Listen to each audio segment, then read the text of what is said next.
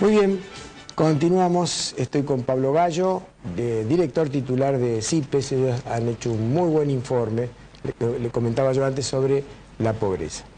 Pablo, gracias por venir, un gusto tenerte acá. Según tu informe, 4 de cada 10 niños hasta 17 años son pobres. ¿Es así? Sí, es así. Nosotros hicimos un estudio que es la continuidad de otro. Nosotros establecimos primero cuál es los indicadores de pobreza a nivel general, o sea, cuál es el porcentaje de pobreza a nivel general, y nosotros establecimos que a través de nuestro propio indicador, que es el índice barreral de precio, que establece el precio de los alimentos en 7 provincias argentinas, que a nivel general la pobreza está en el 26% de la población. O sea, 1 cada 4 argentinos vive en situación de pobreza. Ahora, Cristina dice que no superamos el 8% de pobres. Bueno, también se puede vivir con 6 pesos. 6,45. 6,25, seguro con los datos que hay, pero bueno, al margen de la ciencia ficción hay una realidad. Y de ese porcentaje que hablábamos antes, ¿hay casi un 10% que son indigentes? Claro, en ese caso es 26% a nivel general de pobreza y casi un 10% de indigencia. Dentro del 26 está ese 10, ¿no? No es aparte. No, la indigencia está comprendida siempre dentro de la situación de la pobreza. Pero ¿cuál es el monto de la canasta básica que ustedes consideran para ser pobre o para ser indigente? Nosotros establecemos a través de la medición de la misma canasta que utiliza el INDEC, nosotros utilizamos la misma canasta, o sea, los mismos bienes, dividido en sus 3 rubros, verdulería, almacén y carnicería. Utilizamos también la misma metodología que utiliza. ¿Qué monto le dan ustedes? A nosotros nos da que la canasta básica alimentaria, esa que se compone únicamente con los elementos indispensables para una supervivencia, son solamente... Para no ser indigentes. Solamente alimentos, y es la que establece la línea de indigencia, están en los 2.000 pesos. 2.000 pesos. ¿Y para no ser pobre? Un escalón más arriba en una circunstancia también mala. Convengamos que la indigencia es una situación desesperante, la pobreza es una situación mala, pero un escalón más arriba, nosotros la medimos en 4.200 pesos. Quiere decir que todo empleado que esté viendo este programa y gane menos de 4.200 pesos, mañana va a tener un problema con su patrón. Porque le va a decir, señor, usted me está empobreciendo. Bueno, esa es una situación. Si nosotros empezamos a jugar con el número real, digamos, porque los 4.200 pesos que nosotros establecemos para la CBT, que es la canasta básica total, no es un número arbitrario, está hecho en función de lo que la gente paga en los propios comercios de barrio. Inclusive, nuestro indicador, el índice barrial de precios, toma los datos de los precios más baratos de cada uno de los productos. O sea, no estamos cuantificando las marcas más caras, sino los precios más baratos de cada uno de los productos. O sea, cualquiera podría decir, esa canasta es barata. Aún así, puede ser porque estamos midiendo los precios más baratos. Ahora, si nosotros hacemos jugar, por ejemplo, con las jubilaciones, y bueno, cuando 3 de cada 4 jubilados hoy cobran la mínima, y la mínima por supuesto que no llega a los 4.200 pesos, nos damos cuenta de la situación. De hecho, el salario promedio está en 4.600 pesos. Ahora, ¿tienen ustedes estudiado cómo está distribuido en la geografía del país esta pobreza? ¿Dónde hay más pobres, dónde hay menos? ¿Cuáles son las ciudades o los centros menos pobres? A nosotros nos interesaba establecer, primero a nivel general, cuáles eran los porcentajes de pobreza, y luego ver en una zona más etaria que era cómo afectaba esto a los niños. O sea, el mismo fenómeno, pero en los niños. Nosotros vemos que la pobreza a nivel general está en los mismos lugares donde en los 90, por ejemplo, eran noticia diaria. Por ejemplo, la pobreza a nivel de niños está en un 40% a nivel nacional, ¿no? Estamos hablando a nivel nacional. Ahora, si vamos a algunas provincias, por ejemplo, como Tucumán, está por arriba del 50%. Si vamos a Chaco, por ejemplo, está en el orden del 70% de esos niños. O sea, los lugares donde en los 90 las imágenes de la televisión nos devolvía imágenes de niños sufriendo condiciones de totalmente desamparo, hambre o desnutrición, en grandes aspectos no han variado para un núcleo duro de pobreza que se supo conseguir en la década de los 90, pero se ha trasladado sin poder haber cambiado en una década tan particular como esta. O sea, estamos hablando de que poniéndolo en niños. Si nosotros decimos que a nivel general el 26% de la población está en las condiciones de pobreza, cuando hablamos en niños ya es el 40%. O sea, Ahora, ¿por qué esa diferencia entre niños y mayores? y porque hay mayor cantidad de niños. Es decir, que claro, en una familia, papá, mamá, por ahí hay 5 chicos. Claro, hay Está mayor cantidad de niños, pero también indica que la pobreza tiene rostro de niños. O sea, si nosotros quisiésemos ponerle un rostro, pensar en la pobreza, si pensamos en niños, no la pifiamos, porque son 5 millones de niños los que en este momento se encuentran viviendo una situación injusta de pobreza, de los cuales 1.3 millones de esos niños están en la indigencia. Qué disparate. 5 millones de niños. Y esa es una cifra que no existe, que no se toca en la realidad. Hace un momento se hablaba de la inflación.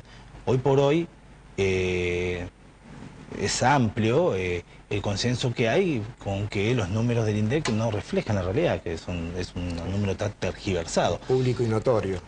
Hasta propios y extraños dicen esto, o sea, no es parte de la oposición, no es un discurso ya de la oposición, hace tiempo que ha dejado de serlo. Ahora, todavía la sociedad no logra relacionar una situación que tendría que ser rápidamente relacionada. Si están tocados los números de la canasta, o sea, cuánto valen los alimentos, evidentemente también eso impacta en los números de la pobreza, por cuanto la CBA, que es la canasta básica alimentaria, es en sí misma un indicador socioeconómico, o sea, con la suma, cuando usted suma esos 50 productos que componen la canasta básica, ese monto es la línea de indigencia. Exactamente ese monto es la línea de indigencia, o sea, lo que necesita una familia de 4, una familia tipo, 2 adultos y 2 niños, para poder superar o quedar comprendida en la indigencia. Si se miente sobre esos datos, también se miente con nosotros. Sin embargo, todo el mundo no discute que se miente esto, pero parecería una verdad a medias, que la pobreza también ha crecido y la pobreza acompaña lo otro. Si nosotros estamos diciendo que con 4.200 pesos lo que necesita una familia, evidentemente estamos hablando de un monto que es hasta de 150% más alto de lo que dice el INDEC, que evidentemente la pobreza también es diferente. Por las dudas, para que quede claro, Pablo, cuando vos hablas de 4.200 pesos, ¿estás hablando exclusivamente de alimentación o estás poniendo ahí gastos escolares, medicina? La pobreza son 2 canastas y miden 2 cosas distintas. La canasta básica total es un indicador que mide la línea de indigencia y mide únicamente y establece únicamente el valor de alimentos. Y la otra, la de 4.200, es esta misma de alimentos más el componente no alimentario, o sea, todos los otros gastos que realiza una familia, pero en condiciones básicas. Está bien. Básicas, transporte, educación, por ejemplo. Está bien. Educación, todo. salud. Todo en términos básicos, imaginemos, Sí, ¿no? Estamos hablando de sí. 4.200 pesos, Claro. evidentemente no. ¿Tienen alguna referencia específica ustedes respecto a los conurbanos? El conurbano bonaerense, el Gran Rosario, el Gran Córdoba, el Gran Tucumán, el Gran Mendoza. Sí, a nosotros nos llamó poderosamente la atención estos datos, y cuando nosotros los relacionamos, necesitamos algo para relacionarnos y que los datos puedan ser más significativos en sí mismos. Entonces tomamos el dato del conurbano bonaerense, lo analizamos, que está en alrededor de 37-38% de pobreza en sus niños de 0 a 17 años, y lo comparamos con la década pasada. Entonces dijimos, bueno, ¿cómo nos fue en esa comparación con la década pasada, que es la década menemista? En esa década, ya no datos nuestros, sino datos de UNICEF, la pobreza dividida en 2 periodos, o sea, del 91 al 95, rondaba para el conurbano bonaerense, en ese momento únicamente con el dato del conurbano bonaerense era el dato nacional, para UNICEF, del periodo 91 al 95, la pobreza estaba en el 26%. O sea, hoy hay más pobreza que los primeros 5 años de la década de los 90.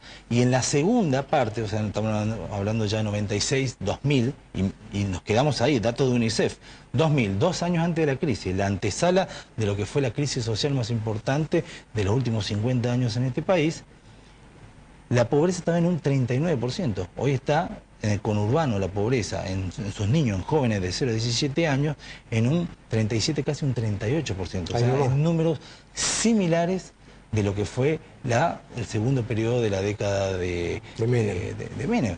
Pero con una diferencia, porque cuando hablamos de décadas, y por ahí entra en estos debates de décadas ganadas o décadas perdidas, que ninguna de esas formas de referirse no me terminan de convencer si realmente expresa lo que está sucediendo en este momento.